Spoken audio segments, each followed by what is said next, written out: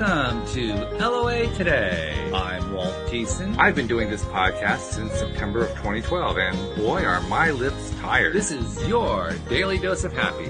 We are so happy you decided to join us today. And a happy Monday to you, wherever you might be, or whenever you might be listening. You're probably not listening on a Monday because that's not the way podcasts work. But here it's a Monday where we are doing this show today. Anne-Marie's not going to be able to join us today. She's dealing with a bereavement in the family, but we send her love and hope, and we're sure she's going to be able to come back and join us sometime soon. And Louis is off doing his travels. We haven't actually heard anything from Louis for a couple of weeks now, so we're not quite sure where he is, but he'll be back. It's just a question of when. But meanwhile, I do have a guest joining me today, also from the UK. This is like UK Monday, right? But he's also from the UK. His name is Vinnie Stergin, and Vinnie has a really interesting career that he's involved with. It's a career that involves ukuleles. And I remember when I first saw the profile that I saw on Vinnie, I said, ukulele. Whoa, that's pretty, because anybody you probably have heard ukulele, even if you don't know what that is, but you probably have heard it at some point. And it's an instrument that really is very, very easy to play compared to most instruments. You can learn it a lot faster than you can just about any other instrument in existence. And it's a very sociable instrument. It's the kind of thing where, you have a uke and it's accompanying a bunch of people singing together or something like that. Of course, we're going to learn a whole lot more about that from our guest. But, anyway, I saw that and I said to myself, this could be a really interesting conversation. So, Vinnie, first of all, welcome to the program. How are you doing today? Good to be here. I'm doing quite fine. That's good to hear. Very good. So ukulele, this is not your typical career path, right? It just popped up out of nowhere, and suddenly it became a thing in my life as a musician and as an educator. So tell us the story. Because we love stories around here. How did this evolve? How did this come about? Okay, where shall I start? So I'm an artist and a musician since forever. I never did anything else. So I grew up in the Austrian mountains, in Tyrol, like in the western part of Austria. Mm-hmm. There's lots of snow and lederhosen. And I started playing the clarinet, and I was always surrounded by music. And I then ventured out into the world when I was a bit older. Actually, I lived in Los Angeles for some time in my 20s when in Austria we still have military service, which is mandatory.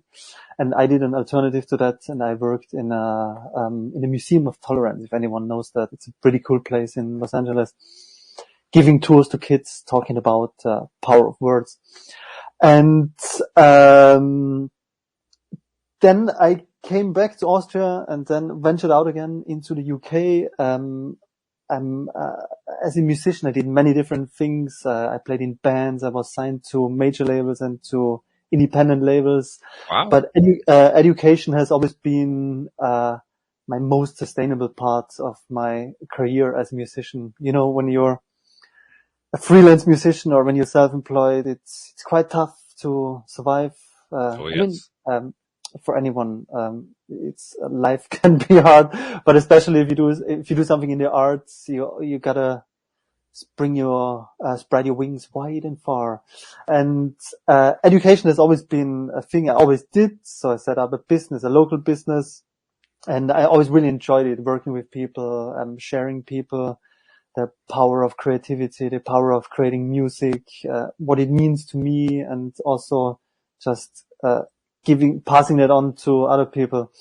And at some point I started to so I played mainly the guitar and the clarinet, and then I also started playing ukulele just for fun. Like you said, it's a very social instrument because you can get it out, and as soon as you get it out, it spreads love wherever you go. And I started to, because some student, he said, okay, I want to learn ukulele. And then we started to have ukulele lessons. And I always had mindfulness, like the teaching of mindfulness, meditating was always an important part of my own mental health regime, just to stay sane somehow in the madness, and to just deal with stuff, with the human experience.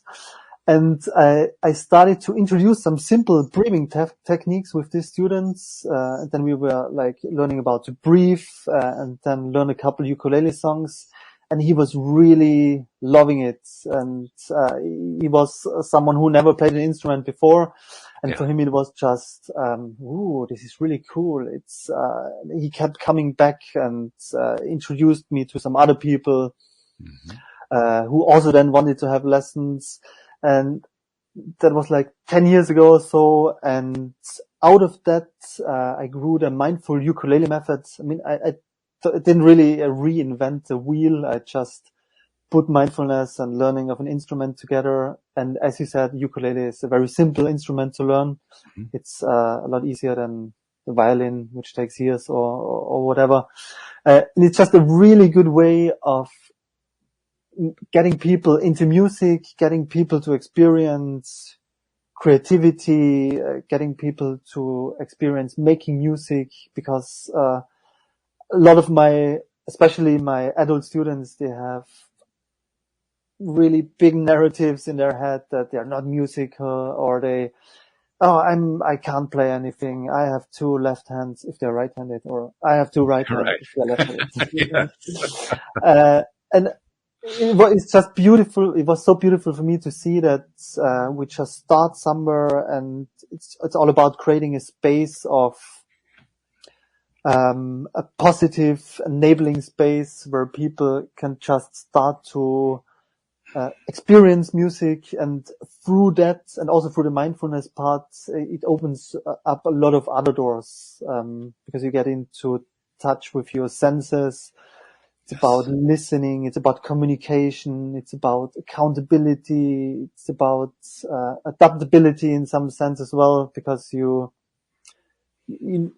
you want to learn a song, you need to deal with it. You need to practice. You can see yourself grow. And very often, not very often, nearly all the time, this also radiates out into other parts of my students' lives then, because they think, oh, I can do that. Oh, maybe I can do that as well. And it's just a magical place to go. And I love it. Very good description. And I have to agree with you on everything you were saying there, especially the creative part, because there is something about learning how to create music that it is an alternative form of communication to, say, talking, speaking, or writing, because it doesn't really have words attached to it. It has emotions attached to it, but it's a very emotive thing. And when you have a way to express that kind of feeling, that kind of communication in an easy way, it's satisfying. I mean, that's one of the reasons I like how easy. I'm trying to think what's easier to learn. Maybe a harmonica would be a little bit easier to learn, but that's about it. It's a very. You can whack a drum. What's that? Bongos. Yeah. Okay. All right. That's fair. Yep. What do you play, Walt? I originally played piano when I was a kid, and I played guitar later on. I played in pickup bands for years. Did that through my early 20s, and then kind of dropped it.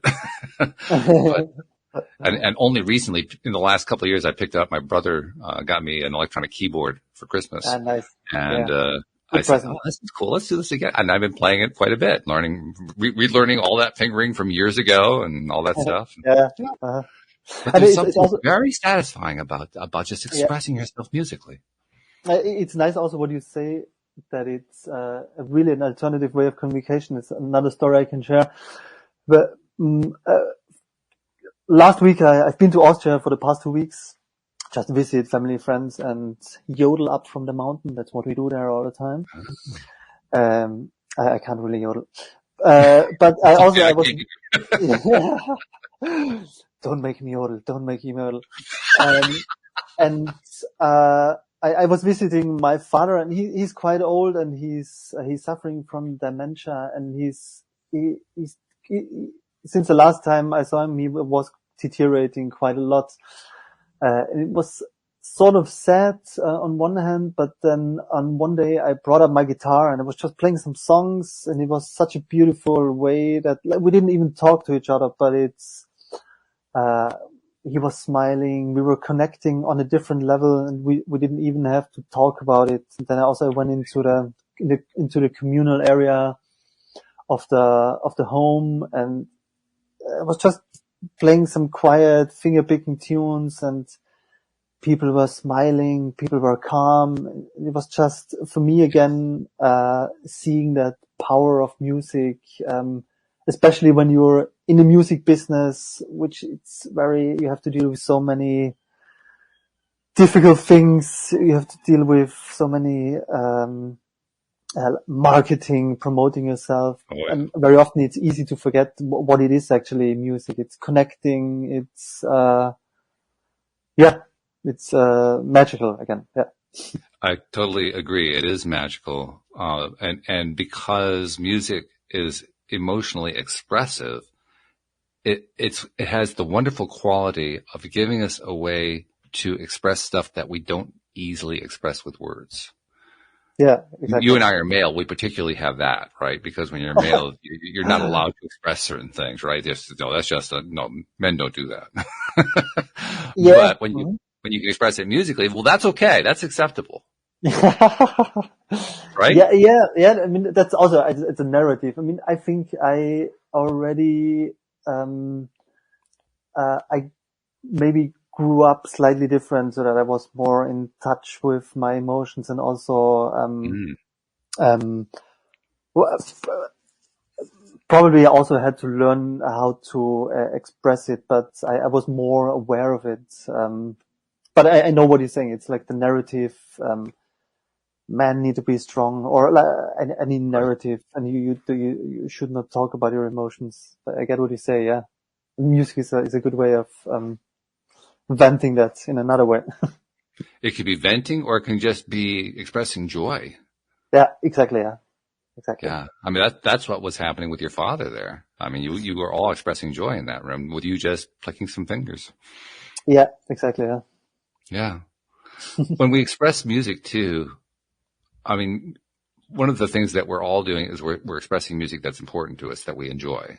And different people, of course, have different musical tastes.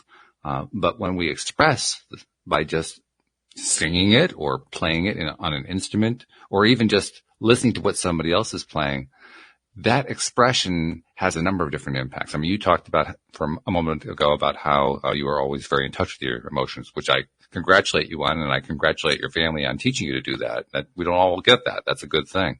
Mm-hmm. But beyond that, it's also something where when we are able to not only express, but also to have that expression received, both by ourselves and by others, that the satisfaction that comes from that, I often have trouble describing how satisfying that is. Because anything you say sounds trite compared to the actual experience. You know what I mean? Yeah, totally. And it's, with a lot of my students, the main thing, or the main obstacle that a lot of people have is that they have, special narratives in their heads, like I can't do that, I'm not good enough, or whatever. It's a lot about building confidence and, helping people to just, allow themselves to experiment. I'm a big advocate of getting people to just do stuff, just be creative. In our society, very often, or with the perfect selfie culture or whatever, you always see this perfectly curated life of people, or you see always amazing artists, and sometimes it seems okay, it's just for a select group of people who are allowed to dance, who are allowed to play an instrument, who are allowed to play to sing, and I really don't like that. I want everyone. It's something inherently in our genes as humans to express ourselves creatively. However that is, it doesn't matter, and we all are creative. Sometimes when I talk about that with my students, I remind them, okay, how you parent your kids, how you do things at work, how you cook, you're creative every day, how you go to work, how you drive to work. If you fix a bike and you don't have the correct tools or whatever, there are million ways of you, how you can be creative. And, it's just very important that everyone dips into that amazing pool of energy that is there, because, as I mentioned before, it really radiates out into, many other areas. Once you open that, space, you just learn so much and you get into touch with many other aspects of yourself that you didn't even know that you have. I love what you're saying there for a number of different reasons, not the least of which is we are all creators. We tend to forget that. We don't tend to think of ourselves as being creators, but we really are, every single one of us, without exception. Yeah. And we create in ways that we often don't give ourselves credit for. So what you're talking about is not only creating, but giving yourself a little credit for creating and finding some joy in it at the same time, which is a powerful combination right there. But it's also an example of how when you think about it differently, you basically empower yourself in ways that go beyond just the playing of a musical instrument or listening to a tune or something like that. You basically opened up channels that enable you to do all kinds of things in life. Yeah. There's, do you know Rick Rubin, the music producer? I know the name. I don't know much about him, but yes.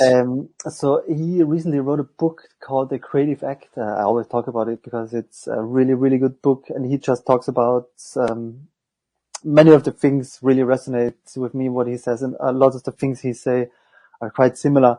There's, one thing, that he wrote in the book, where he says the universe is only as big as your perception, and when you grow that perception, you grow your universe. And that's exactly what you're doing if you learn a new skill. And, in my case, it's, learning people how to learn instruments or the ukulele. And it's, just another way of seeing that you open up these channels and you create this openness in yourself by doing that. And then you're much more able to receive other clues that life sends you. Yes. Very true. Very true. I love that. And I can see just from what you're describing here, how you're talking about this with us, where the name of what you do comes into it, because the name that we've associated with you here on the show and that you associate with yourself on your website and so forth is that you have the Mindful Ukulele Method. Exactly. Yeah. Mindful is something we know all about. We talk about that a lot. We don't really touch it. We don't really tie it to ukuleles very often, but nevertheless, as a fellow musician, I get that. I get where you're going with that. Yeah.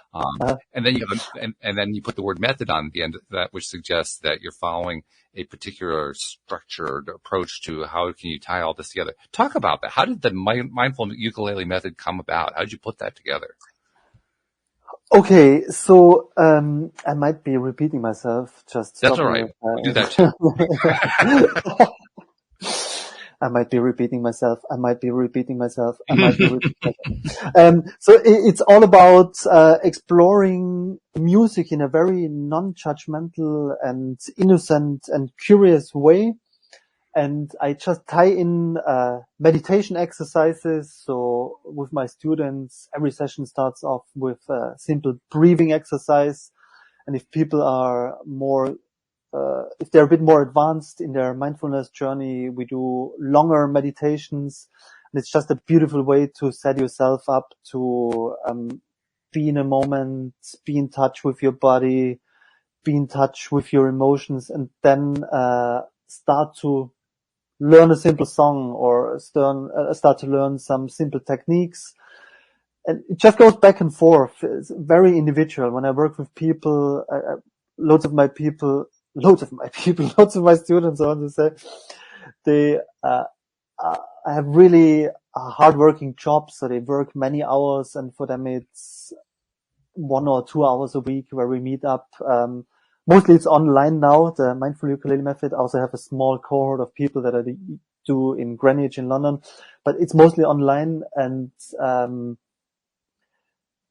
it's for them it's a way to reduce stress, to connect their body with their minds, because they're always on super speed trying to plan the next thing and the next thing and the next thing. And lots of my students, they forgot how to breathe, even as simple as that. And just by the simple facts, it's so simple. As I'm not, it's not a crazy, difficult method. It's literally, okay, we sit down, we concentrate on the breathing, we shut out all other, distractions, so there's no phones, and, then we start to learn tunes. It's very individual. Some people like this kind of music, some like those kind of music, or I rearrange, like you can play any tune on a ukulele. That's very cool as well. Sure. And, it's all about exploring and creating this, fun and enabling environment where people who are really scared of trying out something new can just dive in. And literally every time, I never had a lesson where someone said afterward, okay, wow, that sucks, I don't want to do this again. Because obviously people who come, they like music, otherwise they wouldn't want to learn an instrument. Sure.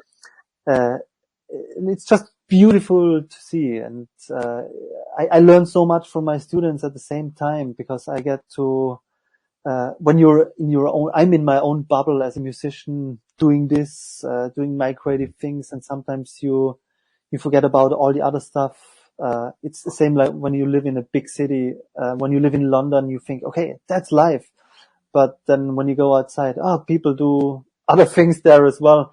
And it's just a giving and a taking, which I love and my students love. And, going back to your question, it's very simple, playing music and doing meditation and mindfulness exercises. And also people then take that home as well. I give them little tips. Okay, every day for the next week for 30 seconds, you do this exercise. Mm-hmm. Yeah, that's it makes total sense what you're saying to me, especially when you're talking about how important it is to be in the moment and in that now frame of mind and to use meditative approaches to get there, because you really can't play music if you're not in the now. I mean, you can finger a keyboard, you can finger an instrument, or whatever, but you don't actually play. It doesn't actually communicate. It just becomes a bunch of sounds if you don't, if you are in the moment. Right. And it's a lot about this, also making it clear to people that, I mean, any new skill you learn, you gotta take a first step. And the cool thing, and what I still love, and I hope, that, AI is not going to take away my job, because it takes quite a long time to learn an instrument. You can't rush that. It takes its time, but it doesn't matter. It's all about showing up, all about, being there, being present. And that's just a beautiful thing that we need more in our lives, because we get, there's so much noise from our devices, 24/7, and, loads of people just lost that ability to just sit there and, immerse themselves in a thing. And doing music and mindfulness is just a way of regaining. Is that an English word? Regaining that skill? Sure. Yeah. Because we all have that skill. And, and it's just a very fun way and, simple way to be more present. And then, again, the more you do that, you're also more present in your interactions with other people, with your kids, with your family, with your cat, whatever. It's just, especially for people who work a lot and who don't think about those concepts. It's just a fun way of reminding them, okay, you gotta slow down sometime. And there's so much magic to discover. And music is magic. It's a lot of it, when we talk about it, it sounds a bit, woo-woo, because it's hard to put it into words sometimes, but it is hard because it's on a different level. It's a different vibration. It's true. That's very true. I love the fact that you mentioned AI too. You said you were concerned. You hope it didn't take your job away. I would actually argue the opposite. because but that's what I find. Yeah. yeah, I would definitely argue the opposite, because I think what AI is going to end up doing in the long run is it's going to do what all kinds of mechanization have done. It provides a way to do things that we really don't want to have to do ourselves. But Mm-hmm. being creative, that's something that most people don't really want to give up. That's actually something people want to develop more. They haven't done enough of it. And when they can Sure. find an avenue, when they can find a route to developing and expressing themselves creatively, they find that their lives are enhanced as a result. So I would say that AI is actually going to do a lot to enhance your career, providing the Mindful Ukulele Method, because you're tying into a basic human need there. It's not a first level need. I'm looking at like the Abraham Maslow hierarchy of needs. It's not going to be a base level need. It's going to be a higher level need, but it's an important need. And it's a need that I think more and more people are going to be finding, or if they haven't already found, that they need to tap into it. They need to develop it, and they need a way to kind of bring it into their lives if they haven't been doing it before. That's why I think you're actually going to thrive doing this kind of thing. Yeah, exactly. And it's many of my students, they come at a point in their life when they are financially secure, their career is going well, they are settled, and then think, okay, now what? And very often it's a time when people are looking for things, for someone.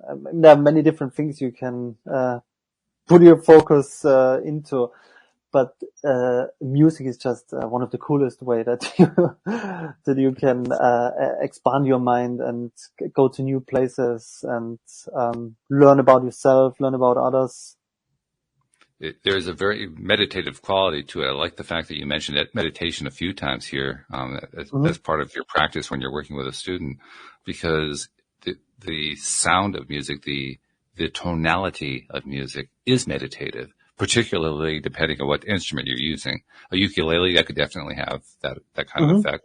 You mentioned guitar. I play guitar as well. That certainly has that effect. Piano has the same kind of effect.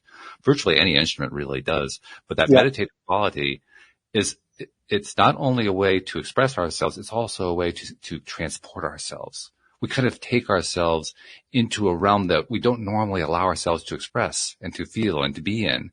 And when we're there, it's almost like it's like an alternative life in a sense. Yeah, exactly. And once you're in a space where you're over that threshold where you think, oh, I suck. Oh, I'm not good enough. Once you just go in there and, like very often in the first couple of lessons with my students, we just hit the thing, or we hit the ukulele, or we just play some strings without any, doesn't need to result in a tune yet, but it's just reducing the fear of just trying it out, like becoming kids again, being curious with the thing you have in front of you. Yes. And once you break that border, it's just, obviously I keep seeing it with my students. It's just, it makes people smile. It makes their aura expand. It makes them warmer. It makes them more receptive. Right. It has all of those effects on a human psyche. Well, plus there are all the studies that have been done showing what the impact of music and tonality is on the human nervous system. I mean, it's just astonishing. You hook the human body up to a machine that can measure all this stuff, and certain areas of the brain go nuts just because you're playing a song that you love so much. It's really quite astonishing just how much we tie into it. There's another story I'd like to share maybe with you and your listeners. For the past 5 years, I worked in a prison in Southeast London as well. Wow. I'm not doing that job anymore for various reasons, but for me it was an amazing experience. So I worked with young offenders, and it was mostly music production. So we learned how to produce a beat, or how to songwrite. And although it was very difficult at times, because it's a tense environment, it's a crazy environment. Sure. The system is totally broken. But the most amazing thing that I always found was that I was going in there, me with my strange accent, and then there's someone from who grew up in a London council estate, and we were obviously from very different parts of society, Sure. but instantly we had a thing we could talk about, music, and it was just beautiful. Like it was breaking borders, and it was creating. I learned so much from people in prison. We put them. They are at the other end of the society. At the end of the society, we lock them away, right? Quite literally. Right. And exchanges between those groups never happened, and it was just amazing just to take music as a tool to foster communication skills, foster accountability and responsibility as well. We didn't play ukulele there, but again, music, it was such a beautiful experience to see what music can do with all the other troubles. I mean, we could talk a very long time about this job. But what you're saying makes total sense, because prison and jail are very dehumanizing experiences. Yes. And what you're doing is you're going into a dehumanized environment and reintroducing humanity.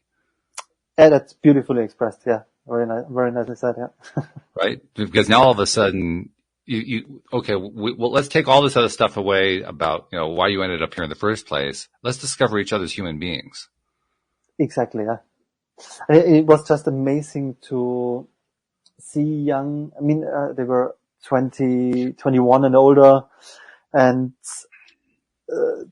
maybe I was one of the first guys in their life who told them, "Hey, you're really good at that." It's like patting their shoulders. Amazing what you did here, and simple things like that. And it was also an amazing pool of talent. That aside, because it was so raw expression, raw emotion, and just channeled into music. It was very, very powerful and intense. Intense, that would be the word, because that would be a very intense environment. Yeah. And anything that gets expressed in that environment is bound to have an intense side to it. There's just not going to be two ways about that. Yeah. Exactly. Yeah. Yeah. So, let's see. Well, you play ukulele, because obviously you teach that. You mentioned guitar. What other instruments are you into? I actually studied classical clarinet in Austria. Okay. And I was on the verge of becoming a professional orchestral musician, but very early on I knew, okay, that's just too boring for me. I like to do many different things. I like to explore things. And I pretend to play loads of instruments as a producer. I like that. I pretend to play them. That's a good way to say it. I like all that. about the confidence, Walt. All about the confidence. It is. It's true. Yeah. So I like playing. I have loads of synths that I use in my music. I have a band called Shiny Brain Crayons that I tour with, and we use lots of synths. And my bandmate Marianne, she's a really really creative lady. She raps and plays the bass. Anything really. I like to, if you give me an instrument, I like to explore it, and I don't feel shame a lot. Just like to pluck and hit things. I like to pluck and hit things. I like that. That's cool. Are you a recording artist as well? I mean, do you guys make recordings and stuff? Yeah. Yeah, you can find us, like if you look up Shiny Brain Crayons, or maybe I can send you a link and then you can put it in. Sure, we'll put it in the show notes. Yeah.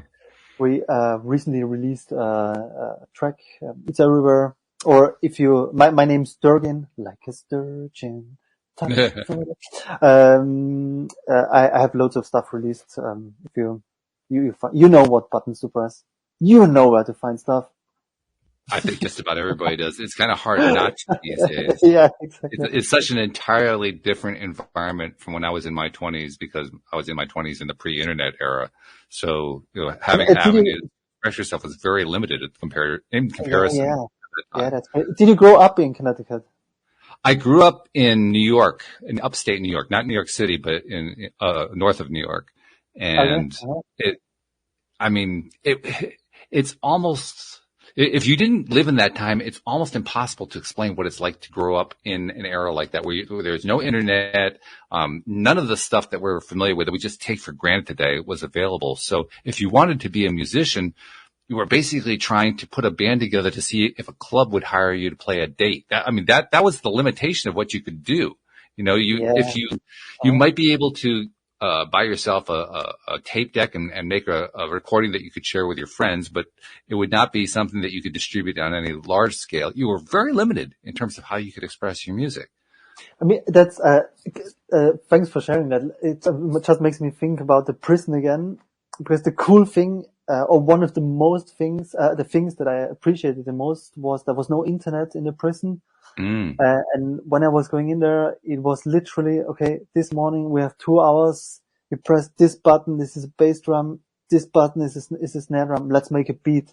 And you couldn't look up, okay, how to make a sound, how to on YouTube or wherever.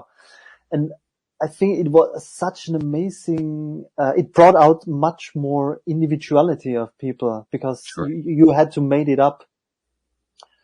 So sometimes what I'm doing is I cut off myself from all those possibilities that we have, just to listen to my own voice again.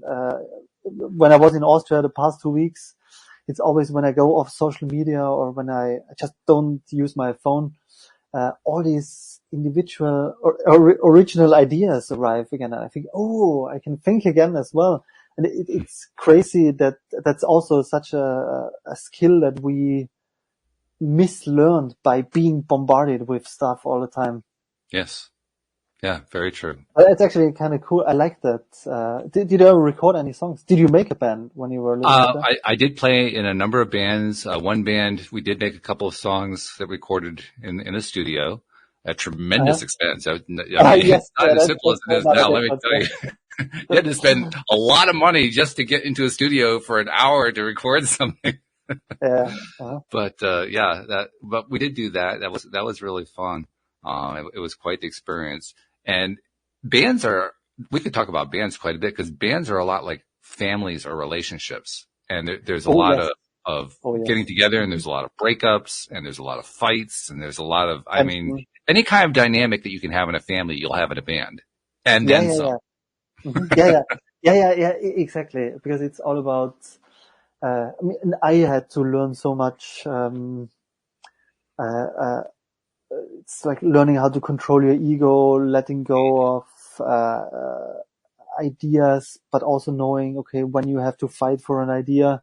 Mm-hmm. But it's a very organic process, and it's very, like you say, it's in a family. You have a common goal together. You want to do something, but everyone has to be able to take and receive. Ideas and, which isn't easy. Yeah. No, it's not easy. Yeah. Especially if you're starting young, which of course we tend to do. When you start young creating a band, the people who are in the band don't have a lot of experience of working with other people and trying to find that common ground and so forth. So you're actually developing skills on the fly as you're trying to put the band together.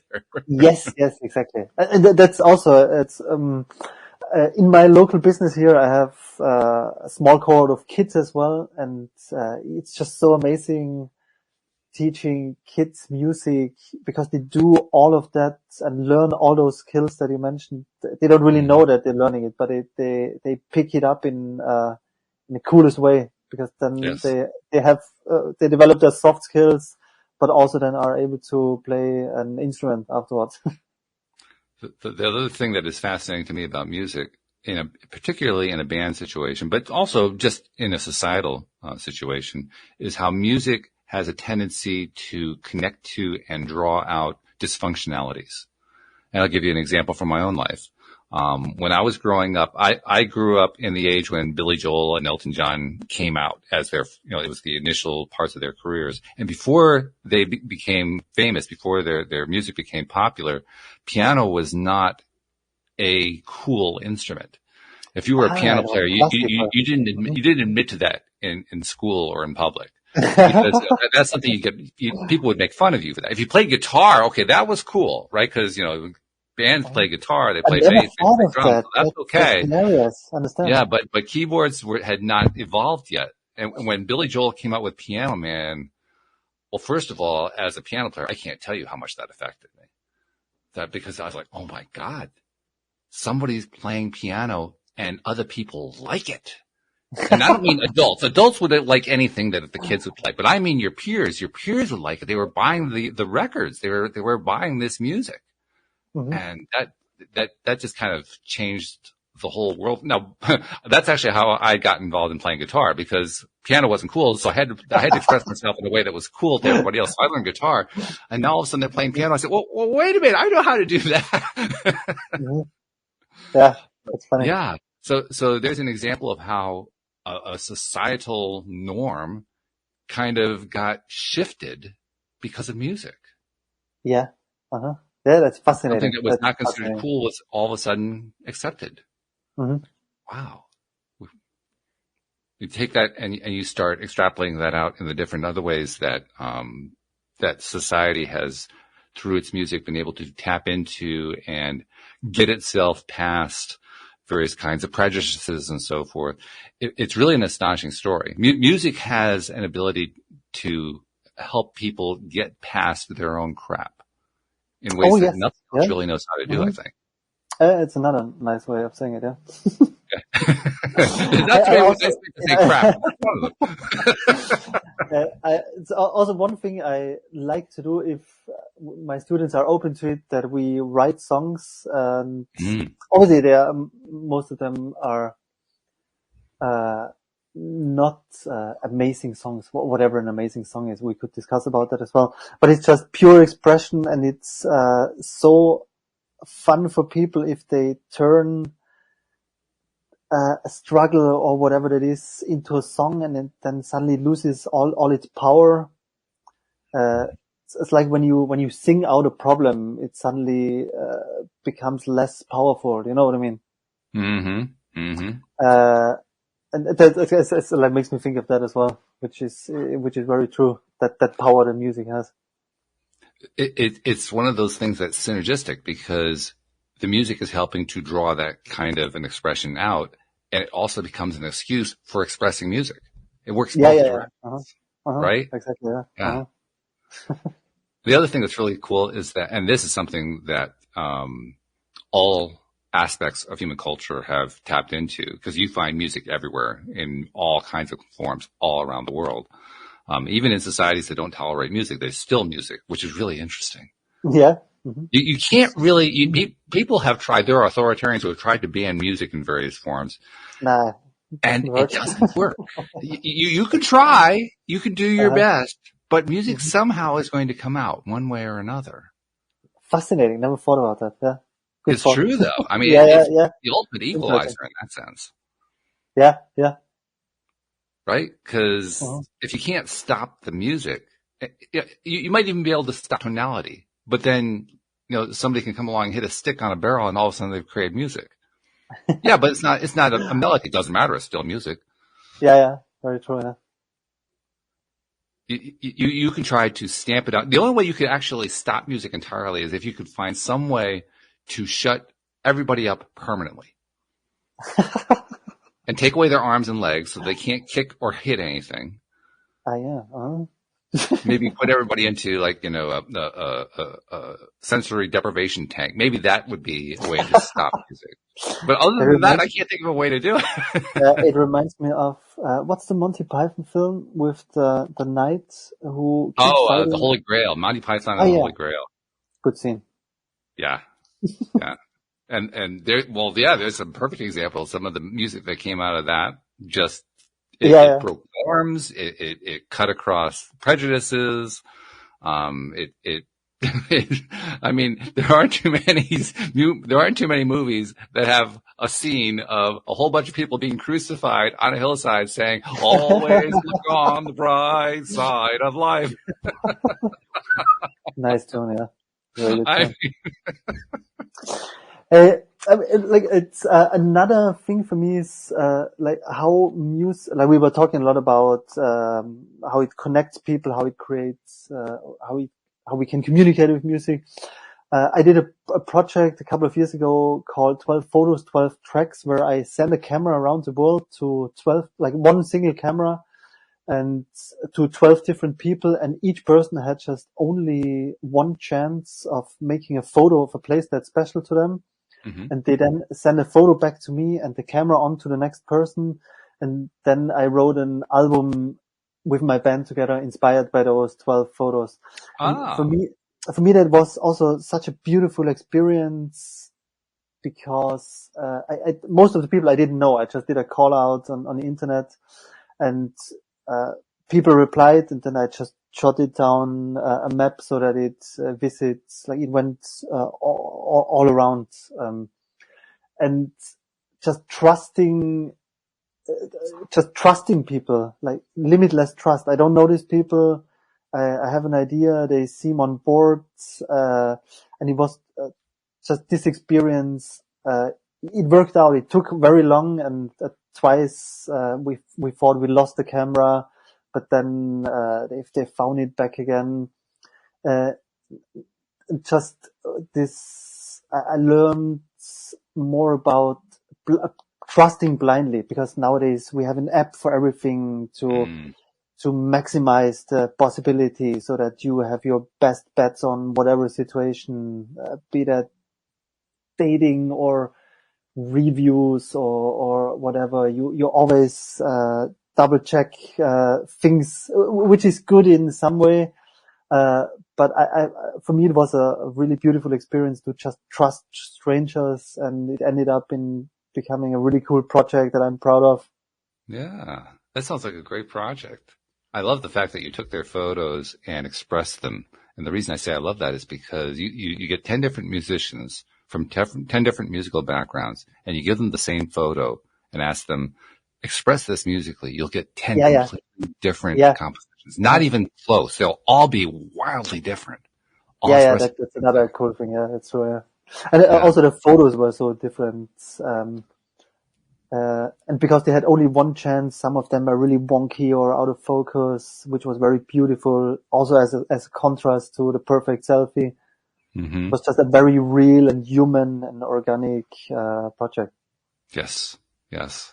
Well, I think even though we would all create it differently in terms of the music we would create, the part that I really like is that, especially with the really great artists, they're able to take a scene like that and evoke it musically. And even though it wasn't evoked the way you would do it, you can see it in your mind. You can feel that scene in your, it's almost like you're transported to that place just because that artist has found a way that other artists haven't been able to find to take you there musically, to musically make you feel like you're in that picture. Yeah, exactly. Yeah. It's all about storytelling, and you creating a story, and it just allows people to enter a place through your mind or through your band's vision. Mm-hmm. Yep. Yeah. And when you're able to express that vision, that expression is so satisfying. Oh yes, yeah. I don't know why that is. Have you ever figured that out? Why is that so satisfying? I don't know. You mean as a creator or as someone looking or listening to something? Well, as a creator, I think. Yeah. It's a good question. Probably because it is. I think it's because it enables us to express in ways that we can't normally express in our daily intercourse in society. Yeah. That's true. Yeah. And you just, and I think it goes back to the other thing we said first. You go to a magical place. You literally create something out of nothing. That's insane. Yeah. That's amazing. Huh? It's very true. And it's talk about being in the moment. It's created in that moment. Yes. We like to record things. I imagine you've experienced this. I know I've experienced this. I've created things, and when I first created it, it was different from when I tried to play it back. Yeah. That's especially when you're in a music studio recording stuff. I mean, I wrote hundreds of songs, and I think 10 or so I'm really proud of, because everything, the stars aligned, it all worked out. Right. And nearly, I think it's all of them. I played them and they just were there. I didn't know where they were coming from. It was just, there's something in the universe. Mm-hmm. ooh, let's take it and run it through me.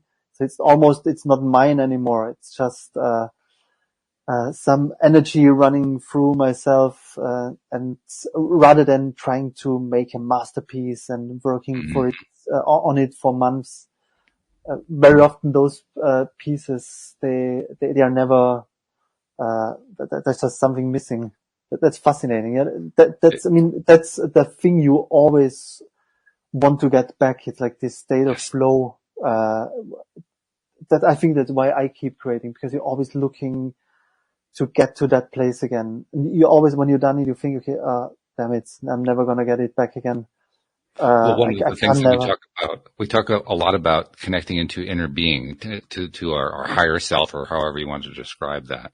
And Yes. you Uh-huh. said, I don't remember exactly how you said it, but you weren't quite sure where it came from. Well, obviously that's where it came from. It came from that deep inner connection that we have to everything that is. And when we're able to tap into that, it's a little frightening the first time, but it's also exhilarating because, like you said, where did that come from? But it came Yeah, from yeah. me. But where did it come Mhm. from? But it came from Mhm. me. That Yeah, yeah. juxtaposition is kind of That's shocking at first. beautifully described. And you can have that in other areas of your life, even not when, like when you're not a Absolutely. creative, if just things work out or you try to do something, maybe it's a business or whatever. But yeah, it's nice, how you describe it. Frightening at first, but just amazing. It is. Now, there's something else that I've had as an experience. Again, I imagine you've experienced this numerous times with your own compositions, but with something that I've composed, if I play it again and then later on play it again and later on play it again, each time I play it, it's a different experience. Yeah, that's another nice, way of saying it. I have one very old piece that I wrote when I was 16, and I still play it. It's a beautiful guitar picking piece. Like and I'm now, how old am I? 49. But I keep playing it. But things in my life change, and it's somehow, always different. It's like when you read a book, did you ever read, how is it called? Metamorphosis by, the Austrian author. I'm trying What's to his remember what his name? name is. Yeah, I know what you mean. Um, Where he turns into a bug, right? right. Yeah. Oh, but Um, yeah, he wakes up as a bug. And I remember reading it the first time when I was very young. Didn't make a lot of sense. And well, it doesn't make a lot of sense. yeah, Let's be yeah. honest. But the older I get, the more sense it makes, or a different sense. It's different meanings Mhm. attached to it, to the words of this book. Right. And that's the same with music or if you look at a picture or, a painting, that's so beautiful as well that it keeps on giving you things, Yeah, thoughts, ideas. yep. It's the same thing. It's the same read. It's the same book. And each time that you approach it, it feels different. Yeah. It's the same experience Mhm. as with music. When you play the same tune, the same melody, the same composition. I mean, I have something that I created in the last year or so on Mhm. piano that I call Waterfall. And every time I play it, I have a completely different experience. Because there are different kinds of waterfalls, right? There's huge, massive waterfalls. There's little trickling Uh-huh. waterfalls. There's all kinds of stuff in between. And in that same sense, every time I play the piece, it evokes different images. They aren't really images. They're sound images, if there's such a thing. Do you get sound images? I get that. Do I get sound images? Yes, or I see colors very often, or Colors, yeah. Hmm. shades of black and white. Yeah. Sometimes, something is very like different shades of gray, Yeah. or rather, I would say more in colors and shades of gray, Hmm. than images, Yeah. which is also fascinating. That, you will never experience it the same way, as I will never experience it the same way as Right. you. We all have this unique, uh, way of looking at things, listening at things, which again makes it very magical. Makes it magical. Makes it unique. It makes it human. And Yeah. it really shows how the creative process enters into all of it. Even if it's something that you created for the first time years ago, each time that you perform it for yourself, for others, whatever, you're recreating it in a different form. It's the same thing. It's the exact same thing, and you're recreating it. That's the creative power coming out every single time. Yeah. Beautiful. It's pretty cool stuff. This has been really interesting. This has been a very fun conversation. I'm glad that we're doing this. We don't talk about music a lot, and I like music. I'm like, we need to get a music section on here. I have one of my co-hosts who does. He has been doing the Tuesday show with me lately, but he was doing it for the last 6 months or so, and he's an improvisational pianist. And every once in a while, we'll have him just do some improvising on the show for a few minutes. Cool. And he's very, very good at it too. He has the ability to. His name is Sam Page. Sam has the ability to take the mood of the moment and turn it into something joyful through his fingers every time. Oh, that's a good skill to have.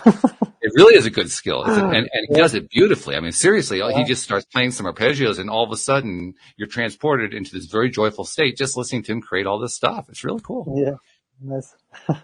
Very, very cool. All right. So, now you have a mini course, which has the same name, the Mindful Ukulele Method. Yes, exactly. So generally I'm doing a 12-week course with my students, which is a one-to-one, kind of situation, via Zoom mainly, where we, again, very individually, we start wherever you are. And then by the end of it, I want people to have, a sack full of tools of mindfulness that they can take on for take out and implement it into the rest of their lives, and also they are able to play their favorite songs. For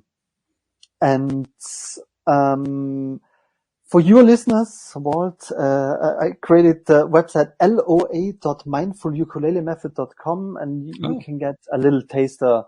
It's a mini mindful ukulele method course. It comes with, I recorded some cool videos and wrote some text to it.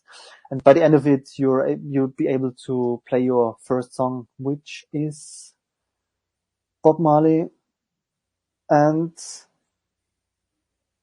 the band, the Wailers. Yeah, no, Bob Marley, and the song is "Don't Give Up the Fight." Get up, stand up. Yes. Dun, dun, dun, dun. Because you need only one chord for it. That makes it easier. Right. That's true. You're right. Yes. I hadn't thought of that. You're right.